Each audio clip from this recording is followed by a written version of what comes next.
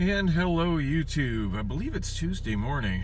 I just finally slept a long time at a time I wasn't supposed to sleep. Yeah, Tuesday, November 15th, 2022. It's 12:36 a.m., an absolutely ridiculous time for me to be heading out. I want to say I woke up maybe about 45 minutes ago, an hour ago-ish. On the bright side, I'm not late for work. I checked the. Actually, I want to say it was before I even went home. Maybe during one of my breaks or something at work yesterday. And by yesterday, I mean Sunday night, Monday morning. So it would have been like early Monday morning that I got the message. Last video that I did, I finally got around to uploading it this morning, I think. I don't know, I'm just working so much and everything is just such a freaking blur the rest of the time.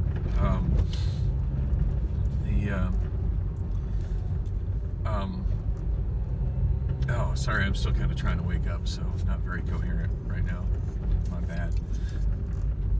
Hey, at least there's not a bunch of traffic here on 46th Street. That's nice.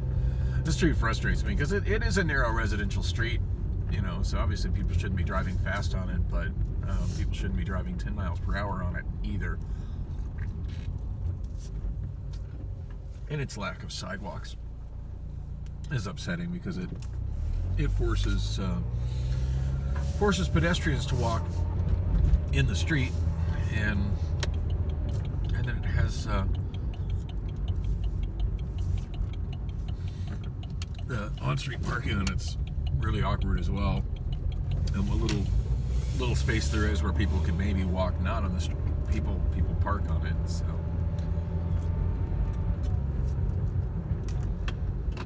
and I'm sure that's not a stretch of road that's on Phoenix's radar for improvement whatsoever. Haven't checked the election results since early this morning. On my ride home from work, still no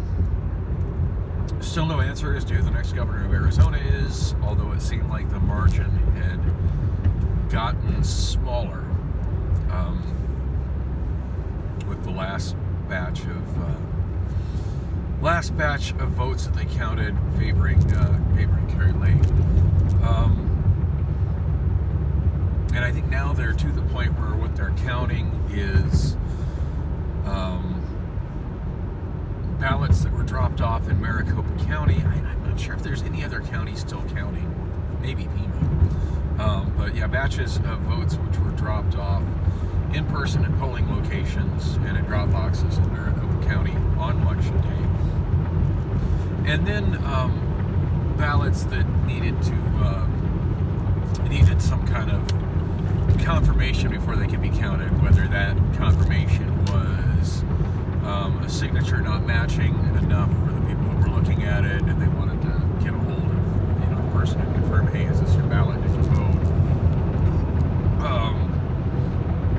And mind you, they're not looking at who they voted at. The signature is, for those who are not familiar, in Maricopa, the signature goes on a green envelope, which is on the outside. Everybody's voting choices are allegedly private, but they still need to confirm that the ballot inside the envelope belongs to the person who, the registered voter, who's it supposed to be, who it was sent to.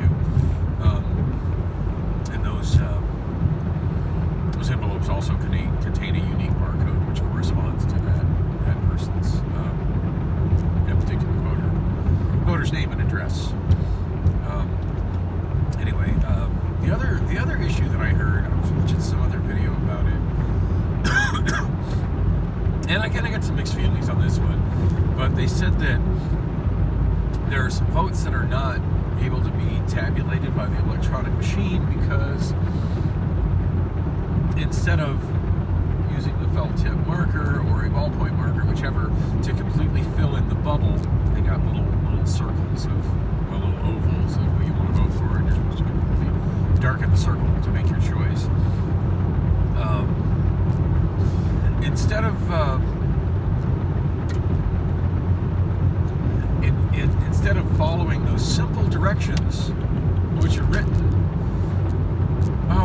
many places. I mean, it's written on the ballot. There's a sample question on the ballot where it shows how you need to make the mark look. And it was posted in the voting locations. It's in the booklet, the voter information booklet. It's in more than one place. It's in a lot of places, the directions on what to do. Because so many Americans are just fucking ignorant and don't read or follow directions. I guess there was a notable amount of voters that instead of filling in the bubble like they're supposed to, which allows the machine to tabulate it, what they did instead was they just put a check mark over the circle. Like, why would you do that? Where were the directions that told you to do that? Where did you think that was a good idea?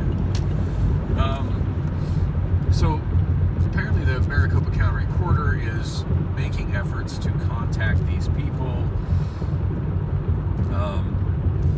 And I'm not sure what they're doing, if they're actually trying to fill in, look over the ballot, fill in the holes, if they're trying to contact those people and get them to fill out new ballots and do it right this time. I'm not sure entirely what they're doing. I just heard it mentioned that was a problem. As much as I'm not trying to deny anybody their right to vote, I'm all for throwing those ballots out. I don't even care if they do favor the candidates that I voted for. If you can't be bothered to follow simple posted directions, you lose.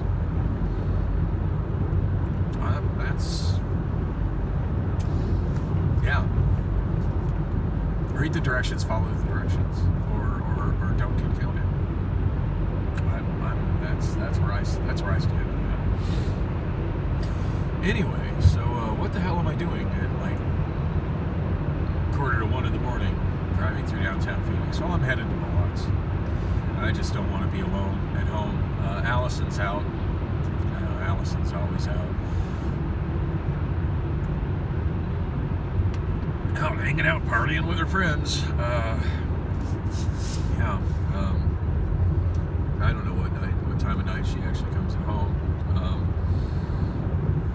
Throughout most of the weekend, she just simply wasn't around. Didn't hear from her at all. I mean, there was some of her stuff that was still there. She left some trash on my couch. Not cool. Left a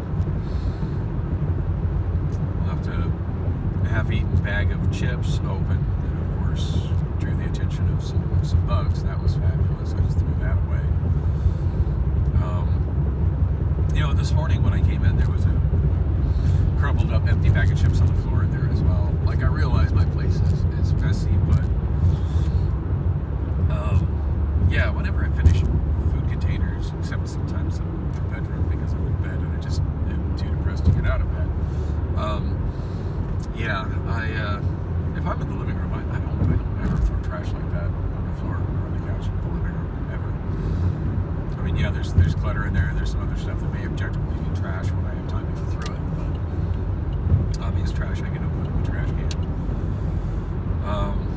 So, I don't know if I'm going to be able to get Allison to actually do that, because I think to her, she's not seeing the difference between clutter, which is stuff that needs to be gone through, and the fact that there's no trash, at least none that is my trash. There's still someone's trash I haven't made it through. Anyway, it's not only is it really lonely there with her not there, but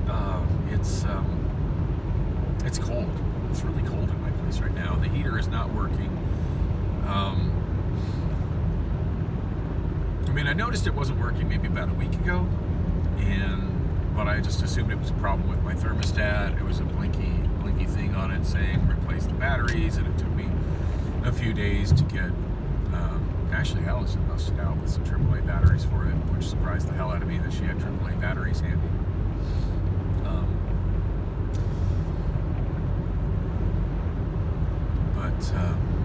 I just figured the problem was the thermostat, wasn't functioning correctly because it had low batteries.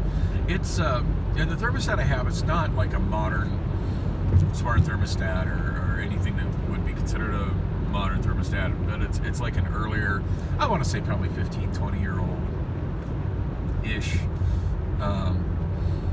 digital thermostat that was designed to replace an analog thermostat. By analog thermostat, I mean the good old-fashioned one that you turn.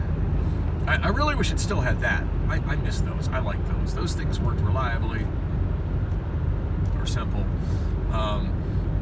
Where basically, if you don't know how those work, I'm always fascinated by those things growing up, and I've taken a couple apart, read books on how they work. Basically, you got a coil that expands and contracts based on the temperature, and on that coil, and it's a round coil inside it, is a mercury switch, which is a little bubble of glass with two little wires that go into it, and a bubble of mercury.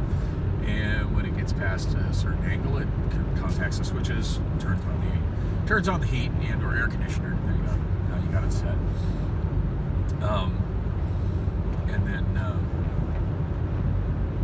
and of course, there's a little on that coil. There's also a little red dot that'll move within the display curve in the handle to show you what the temperature is. And no, it's not as accurate as a digital one, but it's enough to kind of ballpark what the temperature is in your place. And then you've got go up Camelback 27th, see if there's any lizards out looking for company.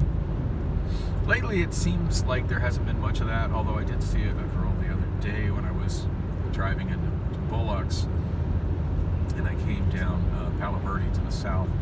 That looked like she might have been a working girl. I mean, she wasn't exactly scantily dressed like they typically are, but it's a little chilly out here, so can't blame a hoe for wanting to stay warm. But yeah, the way she was walking along the street, it kind of looked like she was, what's the politically correct way to say it? Looking for a date. All right, fuck that red light. That dude's flying straight through it. That's how people drive in Phoenix. Any question why we're the #1 city for car pedestrian deaths and injuries? No question at all.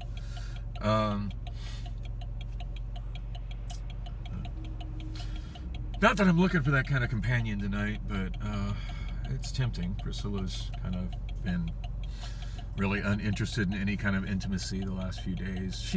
I did give her a ride. I want to say it was Saturday night. I gave her a ride to go get her vehicle, and it was after I had dropped her off that I shot that video. I didn't really just explain that much in the video. In fact, I just got done watching it just before I deleted it. I was going to try to put a better title on it, and I don't know, about half of it is me getting frustrated because I'm stuck in a traffic jam that I didn't anticipate. That is a problem I partially brought on myself by trying to pass a semi on the right, which is something I say I never do, but occasionally I get frustrated with traffic not going, and it's like, well, there's this open lane, and once I was in it, I'm like, oh, that's why nobody's in that lane. But of course I couldn't see that because there was a semi in front of me. But curiously enough, like that traffic jam really wasn't showing on my Google traffic views.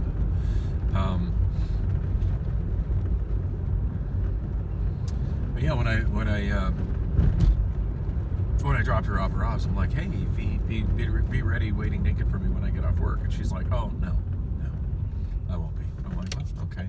And kind of my, if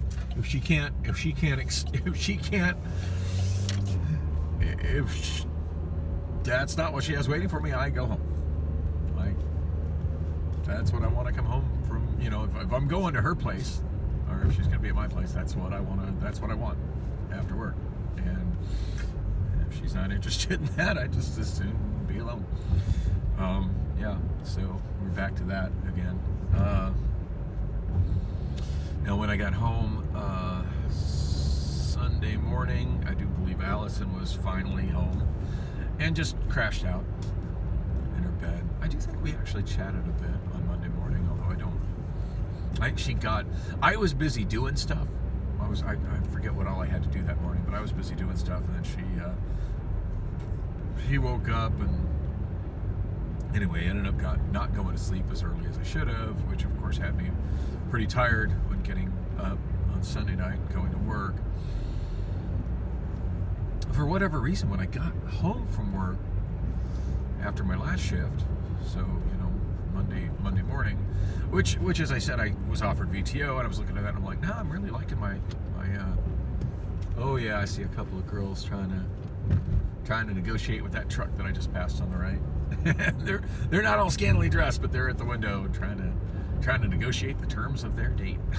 So, 27th Avenue going to be 27th Avenue. This is what it is.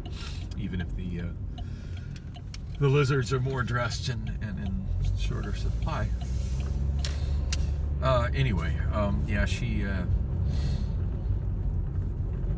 I saw the VTO and I was like, nah, I'm not gonna take it. I'm liking my overtime paychecks. I've really been enjoying work. Like from what I was told yesterday, the warehouse was really slow. Well, you couldn't have told it where I was. I was busy as hell. I almost loaded 3 trucks by myself going to PHX 5, which I've said several times as the warehouse directly across the street. I want to clarify that is not PHX 5, that is PHX 7. I was just having a discussion with my I can never remember his name. I keep wanting to call him Bob the Builder because lately he's been walking around with a hard hat, and he just really looks like Bob the Builder with a silly hard hat on. But and he's really young, and he's entertaining. I like him a lot. But yeah, he's the AM that generally runs inbound on the first half of the week, and yeah, love her. Or sorry, not inbound. My bad. Outbound. Sometimes I know myself, I confuse that, but outbound. I'm loading trucks these days as opposed to unloading trucks. Although I still find myself unloading trucks of UPP quite often. And although I've only had one day since I've been back to driving that I did totes. I don't know, there's just other people that really like doing totes that have kind of been assigned to it. I don't know. It just is what it is. I was out of the driving loop for a while, and I get the feeling that some of the people that have been gravitating towards doing totes aren't really good at loading trucks. So, and I know for a while, like I used to just do totes, and I didn't load trucks because I simply didn't know how to load trucks. There could be some element of that involved as well, and didn't have permissions to use one of the scanner computers. So, and now I'm fairly good at using the scanner computer, at least for the stuff I use it for. Anyway, I'm at Bullock's. It's almost 1 a.m. I'm going to go in and try to enjoy whatever there is to enjoy in there. Get myself a drink and sing a couple songs with Gary. Touch base with Gary. I haven't talked with Gary in a while. There was a problem with the PA last Thursday night, and it's definitely I'm thinking it's the mixer. Could be some other stuff. Could be a problem with the amplifier. I think more likely than not, though, it's something to do with the mixer. That mixer has definitely seen better days. It was a rough shape when I got here. That mixer was probably put here, I want to say probably 18 years ago by Steve Lee, and Steve Lee's been dead now for probably about 8 years, 9 years. It's been quite a while since Steve passed. Anyway, yeah, mixer's in pretty rough shape, and I think it was just simply cutting out. And I'm debating as to how I'm going to handle that next week. I might just completely bypass it and run from my mixer directly into the power amplifier. It's a thought. Of course, the best way for me to do that would be to come in and set up on a Wednesday night before my show, but of course I'll be at Amazon Wednesday night. I have so little time to work on these shows, and I got 2 private parties coming up. Anyway, I wanted to be kind of tasked with solving the problem. When I came in on Friday, I talked to Jim, the owner, and at first he was like, oh, I'm too busy to talk to you. I'm like, well, when you got a chance, you can come over and talk to me. And to be fair, within about 15 minutes, he did come over and talk to me, and I explained to him what the problem was, and he's like, oh, well, I'll tell Gary about it. I'm like, well, okay. I mean, nothing against Gary, but I just don't think Gary is very... I don't think he's really... I mean, he runs an okay karaoke show. I mean, and he's a really lovable guy, but I don't think he's... On the technical side, I don't think he's a sound guy like I'm a sound guy. So, but I mean, it's Jim's bar, it's Jim's decision, so I'm going to go in and see how that's working out. And thanks for watching. There will be more of these later, I hope.